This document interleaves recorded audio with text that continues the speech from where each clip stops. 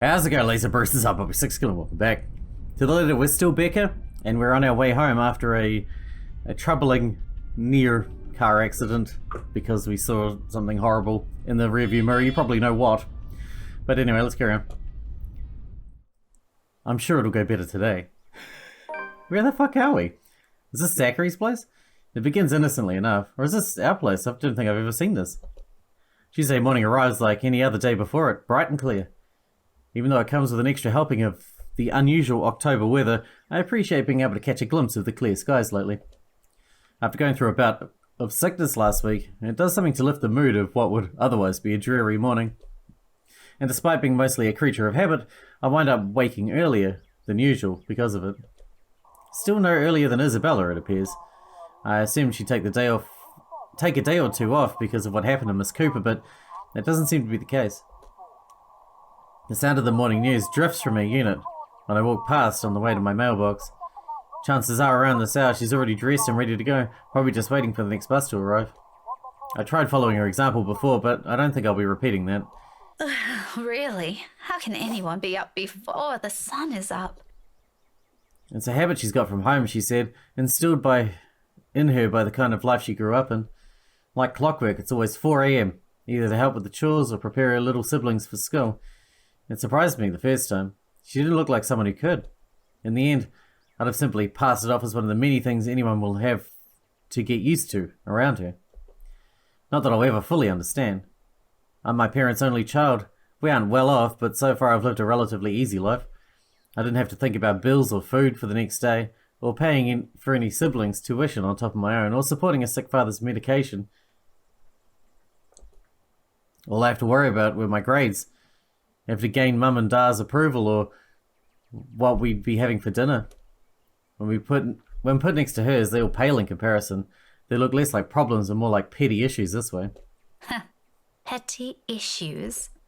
But as unimportant as it all sounds, sometimes its ugly head rears at the most inappropriate moments. And sometimes they come through your mailbox in the form of a fancy-looking letter, pretty ribbons and all. Whoever sent this has spent silly money on the envelope alone. It's obviously the invitation to Hannah's place. Verging on ridiculous, really. I can already imagine Isabella wrinkling her nose when she sees it, then she'll complain about unnecessary expenses and rich people problems. Sounds legit, yeah? I'm almost afraid to touch it myself. As if simply brushing my hand against its crisp surface will be enough to put a crease in it, and it'll be a terrible slight to the sender. But as extravagant as I find this, it isn't really the first time I've received one. Most of the time, it's not even for me, but so who am I to complain? Either way, no look of surprise crosses my face once I flip the envelope over to see my parents' name written in neat script. Nothing new then. Their years in the academy naturally brought with it various connections, people from other fields, art, science, business, politics, you name it. This one, though, gives off a much more personal vibe. Letters like this usually come from old students, people who have grown fond of my parents, and they in turn treat like children of their own. I've only met a few of them. Most have moved on to become successful in their chosen careers, and little letters like this are their way of expressing gratitude. It's one thing Mum and Dad are proud of, rightfully so, and I'm happy for them. But there are times I wish I remember they have a daughter here. The real one. Not that it's of any importance now. It's not like they didn't raise me well and provide for me. They did. I wouldn't be where I am now if it weren't for their hard work. And like a dutiful child, I do everything I can to give back. Even if it's a smaller thing as let them know that they've got another mail waiting for them. The phone rings for a good minute before someone answers. Mum, her voice as warm as I remember. Becca? Hi, Mum. How's the conference going? Well enough. Until your dad sprained his ankle. Oh no, is it bad? I'm alright. In case anyone in this family cares to listen, I'm alright. Very much alive, darling. And there you have it. He'll be up and walking in a few weeks, don't worry. We're going to have to extend our stay here until it heals, though. Is something the matter? Nothing big.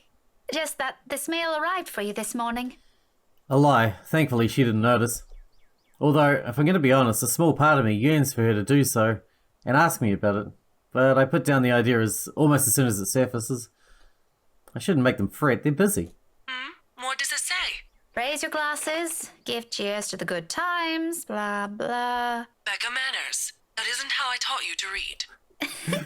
Sorry. You are cordially... It's an invitation, Mum, for a housewarming party. From, Hannah? The name rings a bell, though at the moment I can't recall when or where I've heard it recently. It must be nothing too important if I didn't bother committing it to memory. There are a lot of Hannahs in the world, so who knows? Hannah. She also wrote you a note, Mum. It says you used to be her private tutor at the Evans mansion, and that she misses you and would love to see you two again. It makes my heart clench to read another openly say those words to them, the same ones I want to tell them. I want to see you too. It's been years since we've been together as a family, and if there's one thing that hasn't changed from childhood, it's that Mum and Dad are still busy with their respective careers. Out of the country, away on some meeting or symposium, sometimes for months on end. It only grew more frequent with the years until I'm old enough to live on my own. I like to think that that's how I became independent at such an early age. They've always praised me for that.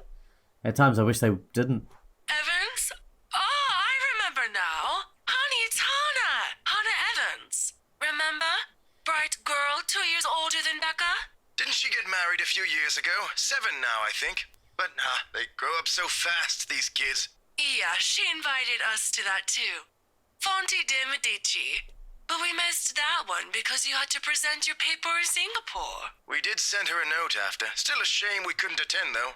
What is it about this time? She sent another invite for a housewarming party. Becca, when is it? This Friday, Mum.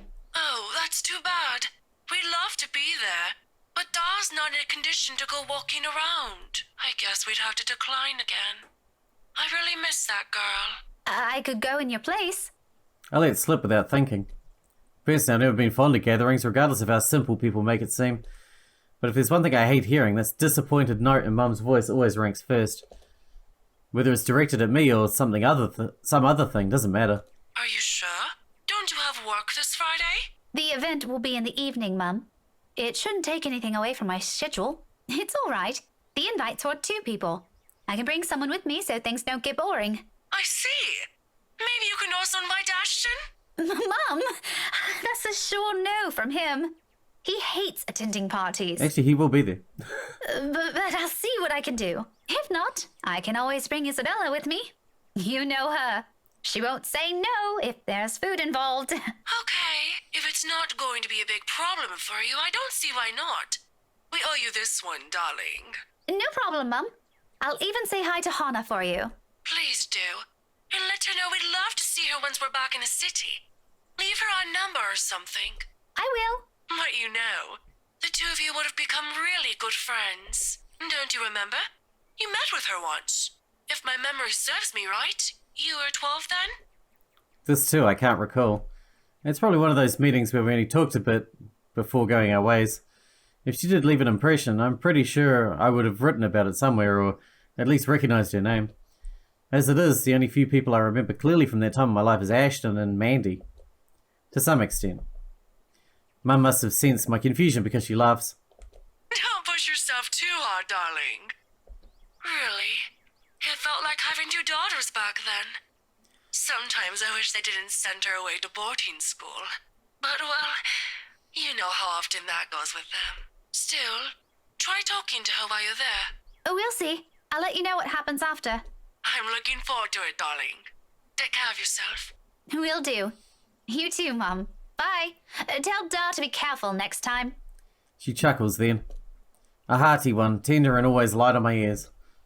She may be a stern teacher, but this is the part of her I love the most.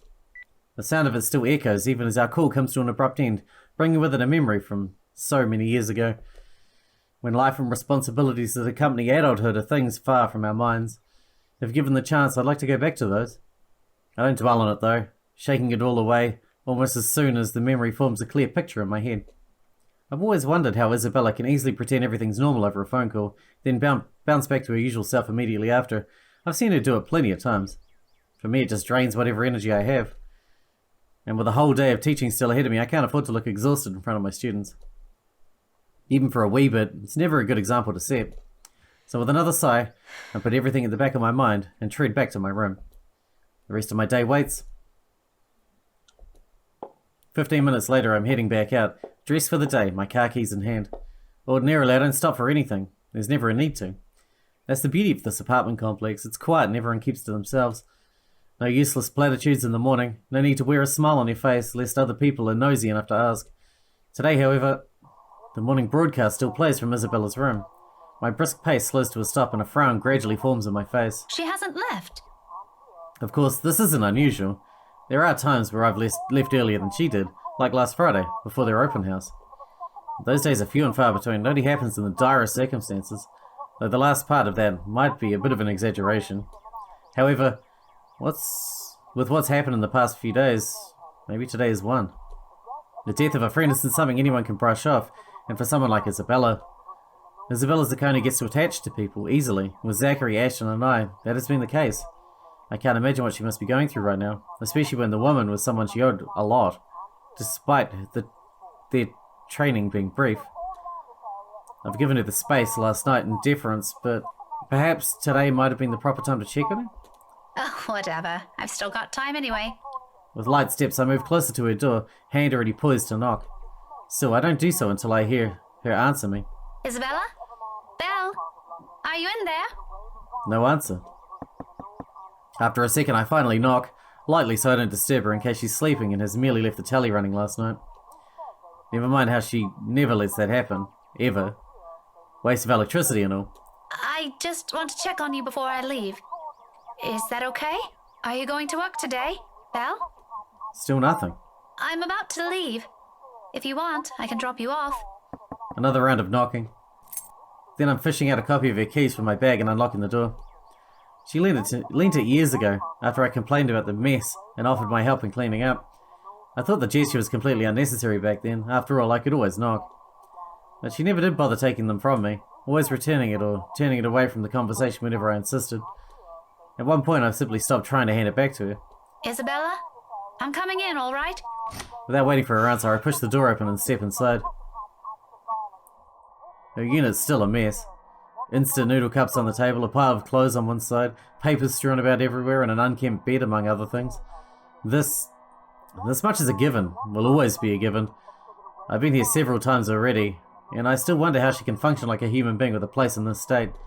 However, that's neither here nor there. I'm not sure what I'm expecting, but it's certainly not finding an empty flat.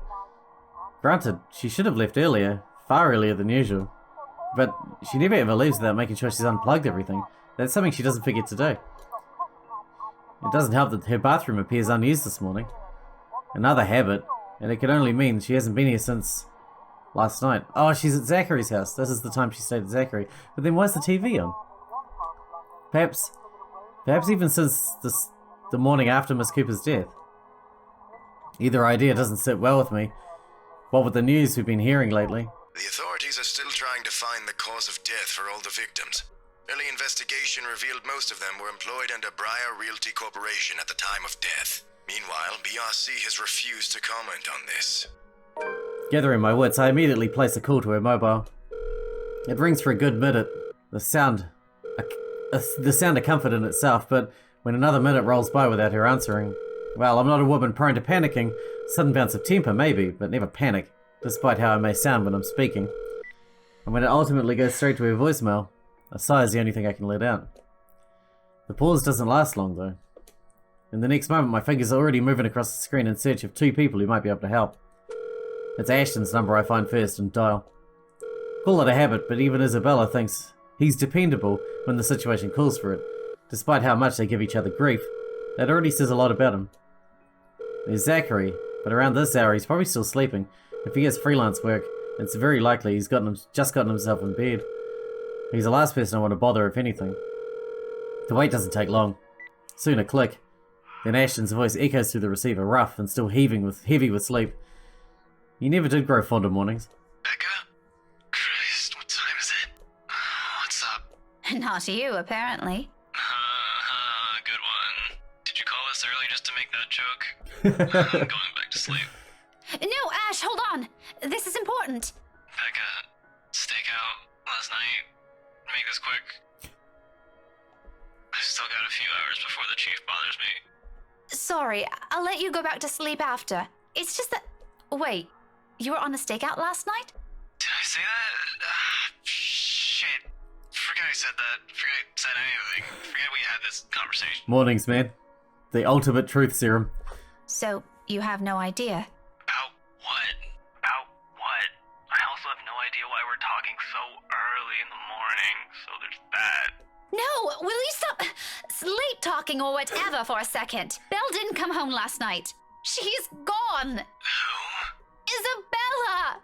Instead of an answer, a brief pause comes after, followed by something blunt and heavy hitting a hard surface, and a string of rather colourful curses from him.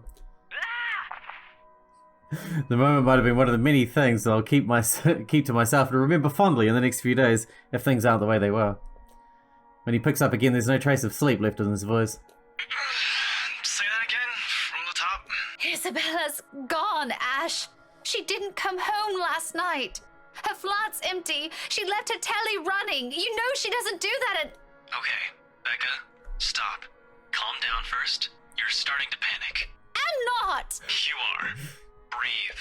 One person's not going to simply disappear like that. This is Isabella we're talking about. Did you try calling her? What did you think is the first thing I did? She's not picking up. It went to her voicemail. Why is Rebecca always so prickly? How about Zach? Did you check with him? Not yet. I didn't want to bother him. You know he has trouble sleeping and all that. All right, I'll go ask Zach. I'll call you back. No, wait! He ends the call before I can utter a single word of protest. But for the first time since entering this room, tension has gone from my shoulders and my breathing has eased. The bed creaks as I sink down on it with a sigh. The telly still blares the same uninteresting news, and I'm surrounded by clutter. All the same, look, there's underpants by the plug. Looks like dude's underpants, though. At the same time, it feels strangely calm to be here without worry nagging at me. I have to apologise to Zachary later for sending Ash in his way this early, but for now, relying on the latter for this isn't the wrong choice. It never will be. It's something I won't ever doubt in him, much like his promises. And true to his word, he calls back only a few minutes after the last one has ended. She's with Zach. Oh, I'm so glad to hear that. She could have at least sent a message last night. What are you, her mother? It's one thing to hear that from Isabella, but from Ashton? I don't want to hear anything like that from you. I'm serious. You've got to stop treating her like she's one of your students, Becca. You don't have to keep tabs on her every time. Last I checked, she's only 3 years younger than the two of us. That's almost a decade gap from those kids you're teaching, you know. Says the person who keeps calling her Scaredy Cat. That's not related at all. At Anyway, all? I'll go check how she's doing. Don't stress yourself out. You go ahead to work. Wait, you? Don't you have a precinct to be at? Whatever happened to not treating her like one of my students? Because if anyone's going to ask me, I think you're doing the same thing. Zach said it's an emergency. Something happened last night. Emergency? He didn't put in those exact same words, but it sounded like it. Ash, what really happened? Is Isabella fine? She's alright. She's safe. Zach let her stay the night after she... Look, okay. Z-Man wasn't clear about it, but let me handle this. I thought he told you to stop calling him Z-Man. I'll check on her. I'll bring her home. Sounds like a lie if I've ever heard one. The sort where he admits things so people won't fret, and I'm not sure whether I should be happy he cares that much to do that. There shouldn't be a need for this between us, is there? We grew up together, didn't we? He knows I'm capable of at least hearing out the truth without ignoring at me for the rest of the day. He knows me better than that. I know him better than that. Frankly, there's plenty of other things to say about this. But despite and after all the trouble he went through, with how things are moving at the moment, only one thought occurs to me. I can handle it. Sorry for the trouble. Sorry for the trouble? I recognize his concern for what it is. It's not new for him to go out of his way for us, and to be honest, this is what I love about him. As much as I would have loved to take this off his hands, it'd only be selfish of me to insist, considering he knows of my other commitments. To do so feels like I'd be trampling on that kindness he seldom offers to anyone. Sorry for putting you up to this. Nah, don't mention it. You've got other things you need to worry about. Take care of those first. This is a small thing. I still owe you one. Oh, I can name a few things you can do about that. You know, there's this ice cream shop that opened near the movie house. I could use... Okay, let's stop right there. That's enough. On second thought, maybe I'll just think about it some other time. Harsh. We both laugh. The sound lighter and more comfortable. Like the old days, when a wayward 26-year-old is at the bottom of the list we need to worry about. This is how we find common ground. We may not agree on a lot of things. We may see things the way the other does, but the give and take is something we've learned to get used to over the years. Whenever it's like this, confidence in him is the least I can offer as thanks. Really? Thanks for this, Ash. I'll let you know what happened afterwards, I promise. I'll call you later. You have a good day. Bye. I admit, the way he puts it isn't comforting though. Comforting enough. He can be blunt like that. So, with unknown variables, so many unknown variables, so many words left unsaid, I wish he'd simply lay them out in the open, because like this I'm more inclined to think there's an exaggeration on the other's part. If it's from Zachary or Ashton, I don't know. In the end, all I can do is wait, go about my day, and hope for the best. Before leaving, I spare Isabella's room one last glance, disturbingly quiet now without her in it. I'll get answers from her later. For now, my concerns are best left there. The rest of the day slips by in a blur. Despite my best efforts in keeping the morning's events from surfacing in my mind, it sticks. In a way, everything today simply feels like a reminder. Every conversation, regardless of how casual, every topic, no matter how mundane it seems, I blame the news entirely for this. Recent happenings brought quite a few interesting stories to everyone's attention. Mostly superstitious talk of death. And when locals talk about death here, anyone can sure as hell count on someone bringing up that mansion Isabella sold not a few weeks ago. Even my own students won't stop yapping about it. I think it's even worse than when it was put back up on the market. Now there are more stories. If this is the world reminding me of what matters, or simply because the atmosphere around this time of the year calls for it, I'd rather take the latter. At least then I can be sure people will forget about it in favour of another set of holidays after. Nevertheless, and this may be a painful thing to admit, but listening to them is a pleasant distraction while waiting for Ashton's call. I hope you didn't forget, the school day's about to end soon. No, that's got nothing with what I heard. You always hear stuff. I'm not sure if half of them's even real. No, really. Rowan knows about it. He used to be in the same class with them. Rowan, that's Kylie's older brother, right? I can hear you from back here, you know. Whatever, Rowan. Anyway, the story goes like this. There were 3 of them. They entered the mansion on a dare, and they were all never seen again. No one knows what happened to them. Up to this day. Scary shit, man. Scary shit, man. Cock and bull story. Calling it now. No, you don't get it. Why don't you ask Miss Gales then? Better yet, why don't you go inside the place? I'm betting my allowance you can't do it. Their talk immediately halts when I look up, all of them suddenly pretending to be engrossed in their current activity. Still, a word to put a stopper to this nonsense is needed. Creativity and imagination fostered by these stories is one thing, but reckless ideas should be corrected before anything potentially tragic comes from it. Back to your worksheets, everyone. And I don't want to hear any talk of dares or going inside that mansion. It's private property now. And they've got guards now. You'd all better stay away from it before... At the noise, the whole lot of them go silent. You can almost hear a pin drop. The look in their faces would have made for a funny picture, but that's irrelevant at the moment. If that's a student loitering around, someone's going to be in trouble. I'll be back.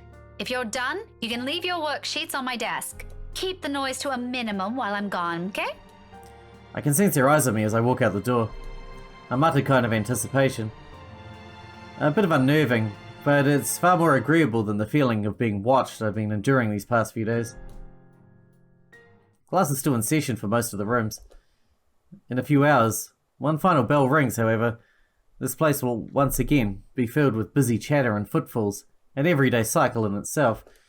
But for the moment, I let the silence guide me, my ears focusing on whatever sounds there are, or there will be, searching for that distinct clanging of metal. A good minute passes, and for the portion of it, only my steps echo through the halls. And another.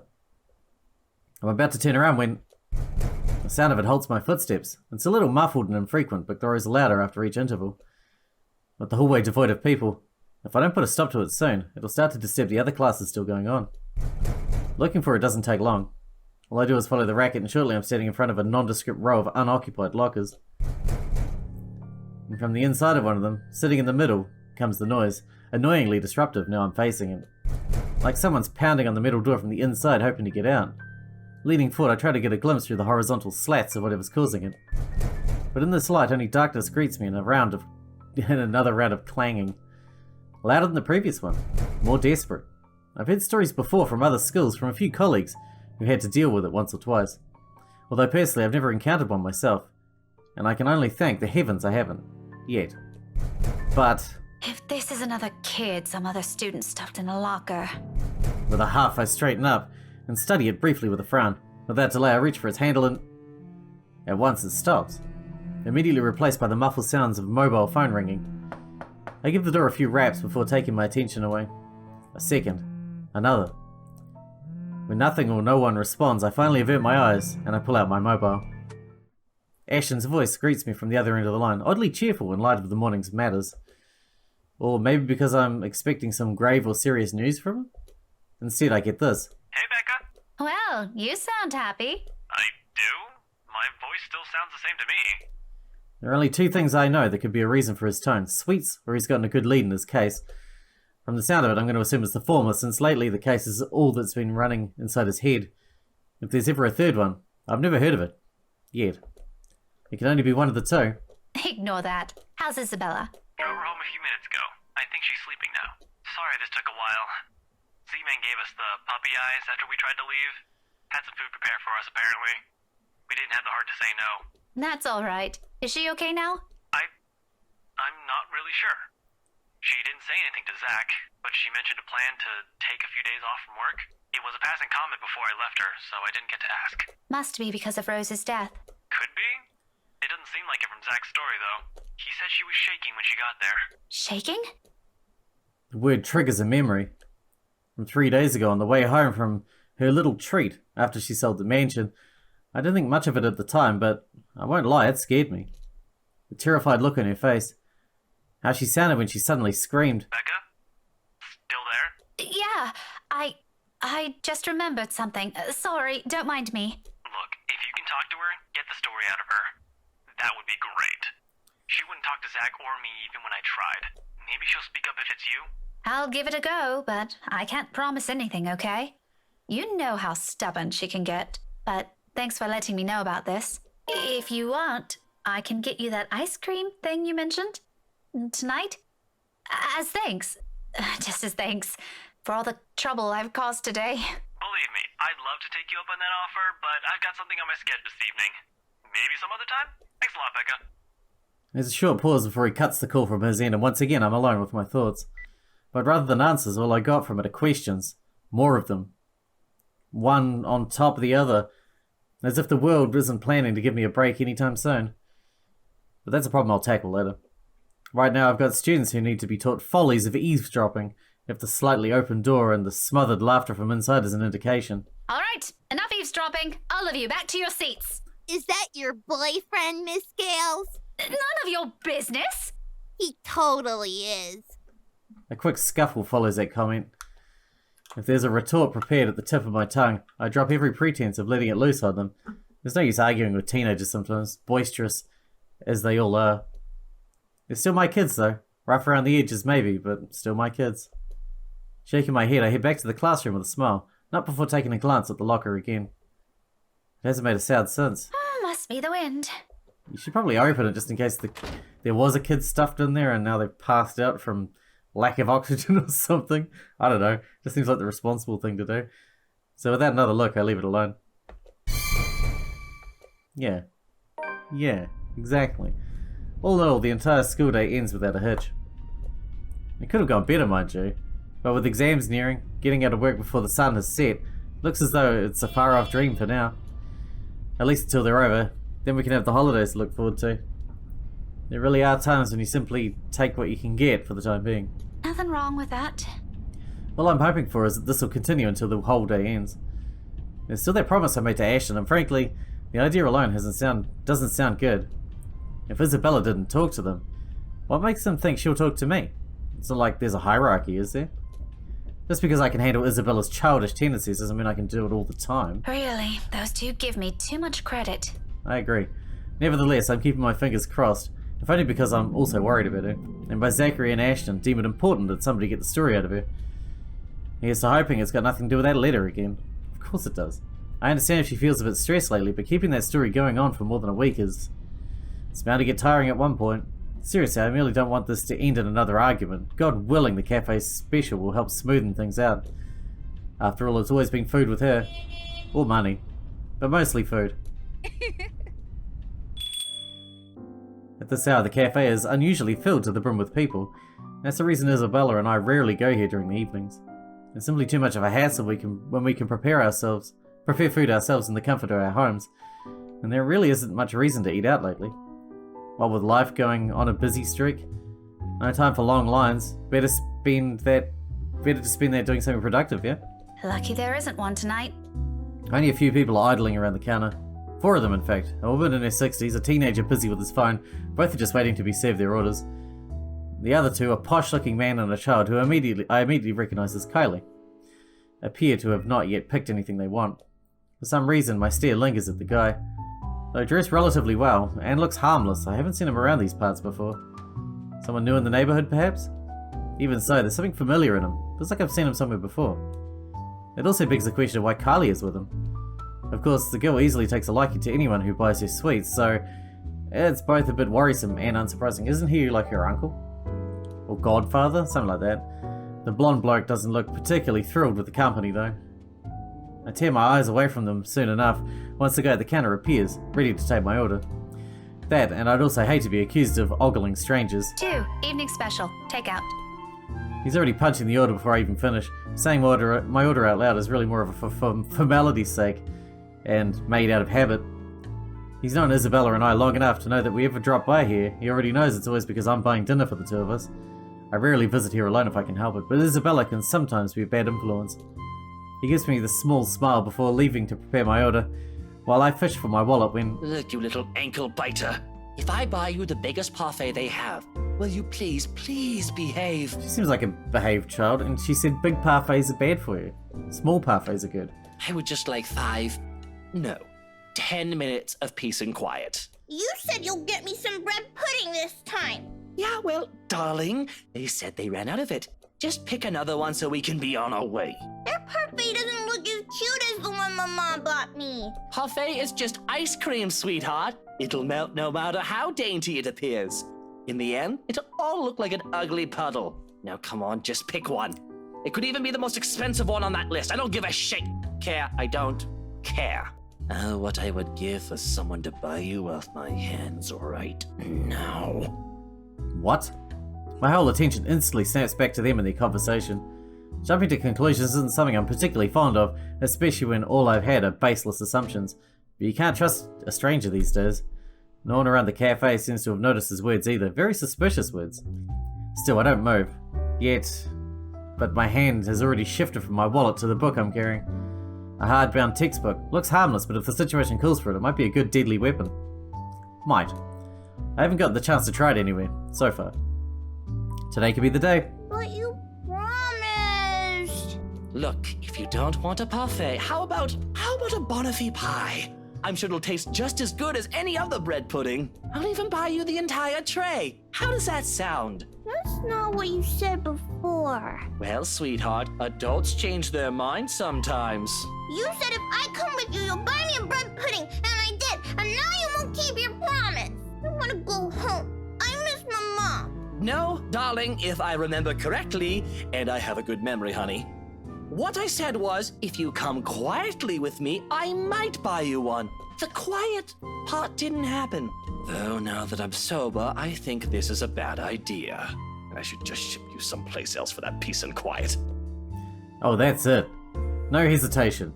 In a few places, he's within by reach, and without warning, I slammed the flat area of the book against his skull. I'm slamming... okay. There's a cry of pain followed by him instantly crouching down, hands nursing the sore spot. Almost comically, if this were a different situation and the safety of a St. Guretti student isn't at stake, I'd probably feel sorry for him. I mean, has anyone seen how thick this book is? Get behind me, Kylie. Miss Pink! It's amusing how fast her expression changes from the pouty one earlier to something of utter delight upon seeing me. There's no time for any pleasantries, not even quick ones, because soon the man straightens up and I'm readying my favourite newfound weapon for another hit. Except this time he's ready. Before I can land another one, his hand shoots up to catch my wrist in a firm hold. And the look on his face. Bloody hell, woman, what's your problem? To say he's pissed would be a complete understatement. Had I been the weak-willed sort, I'd probably cower under his sharp gaze. That simply isn't how I roll. If he thinks he can scare me and do as he pleases here just because I'm a woman, or whatever his reasons may be, he's got another thing coming. So instead I return it to him with the same intensity, with the same venom. What's my problem? You're the one who has a problem here. Rotten bowbags like you don't deserve the freedom to run this town. What are you doing to this girl? And why is that any of your business, pray tell? Oh, it's my business if I make it to be. Now, release me or I'll call the police. You think that scares me, Daisy? I have a name, you sleazy douchebag. Oh, I'm sure. Sleazy douche. His grip on my hand only tightens while I attempt to shake it off. His tone may be dripping with anger and sarcasm, but the gleam in his eyes says it all. He's getting a kick out of this. Riling people up, getting on their nerves, invading their personal space. He knows exactly what and which buttons to push. The nerve of this person. The nerve of this asshole. He thinks I'm going to give in to his goading? Please. He might as well just kiss his sorry behind. In fact, why not do the most sensible thing right now? Teach him a tough lesson. Alright, we're going to wrap this one up here. I totally want to kick him in the balls. Shout for help doesn't sound like a good thing. Kick him in the balls, that's how we're gonna do. Anyway, hope you guys enjoyed it. Thanks for hanging out with me, and I'll see you in the next one. I might like her after this.